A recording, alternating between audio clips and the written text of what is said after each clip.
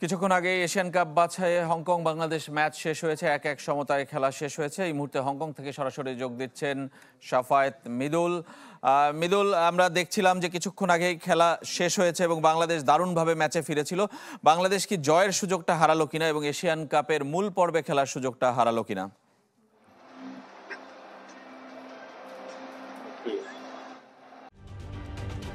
ঢালাইয়ে দৃঢ়তা, নির্মাণে নিশ্চয়তা। প্রিমিয়ার সিমেন্ট, ঢালাইয়ের রাজা। রিজন, আপনি আসলে যেমনটা বলছিলেন যে বাংলাদেশ কিন্তু একটা গোল যে পুরো স্টেডিয়ামের চিত্র বদলে দিয়েছে, সেটা আমরা কিন্তু মানে সচক্ষে দেখেছি। আসলে 1 মিনিটের জন্য পুরো স্টেডিয়াম আসলে স্তব্ধ হয়ে গিয়েছিল। এবং আমরা যদি যতটুকু দেখি যে রাকিব হামিদুলের পাস থেকে যে রাকিবের যে গোলটা, সেই জায়গায় কিন্তু আমি যদি বলি পুরো স্টেডিয়াম 50,000 যে আসনে যে স্টেডিয়াম, সেই জায়গায় যতটুকু ফাঁকা ছিল সেটা বাংলাদেশের যে 1,000 দর্শক বা যে বাংলাদেশের যে গ্যালারিটা ছিল, সেই জায়গায় কিছু সমর্থক বা কিছু আসন ফাঁকা ছিল। বাকি পুরো স্টেডিয়াম কিন্তু লালে আচ্ছন্ন ছিল। হংকং এর সাপোর্টাররা তারা কিন্তু কোনোভাবেই বাংলাদেশকে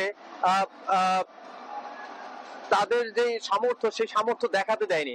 এবং আমরা যদি দেখি যে বাংলাদেশের প্রথমার্ধে যে ম্যাচ, প্রথমার্ধে যে খেলা, সেই জায়গায় কিন্তু বাংলাদেশ কিছুটা ছন্ন ছাড়া ছিল। এবং একই সাথে যদি বলি যে শেষ সময় একটা সুযোগ তৈরি করেছিল হামজা চৌধুরী। এবং দ্বিতীয়ার্ধে যখন আমরা দেখেছি জামাল ভুঁইয়া এবং একই সাথে ফাহমিদুল, তারা যখন দ্বিতীয়ার্ধে নামলো, তখন কিন্তু আসলে ম্যাচের ছবিটা পুরো ভিন্ন হয়ে গেছে। এবং আমরা বারবার বলেছিলাম যে এই যে শুরুর একাদশ, সেটা পরিবর্তন করলেই হয়তোবা বাংলাদেশ একটা সফলতা পেতে পারে। সেই জায়গায় কিন্তু কিছুটা হলেও সফলতা পেয়েছে, কারণ আমরা যদি দেখি যে এই ম্যাচে কিন্তু 3টা পরিবর্তন নিয়ে নেমেছিল বাংলাদেশ।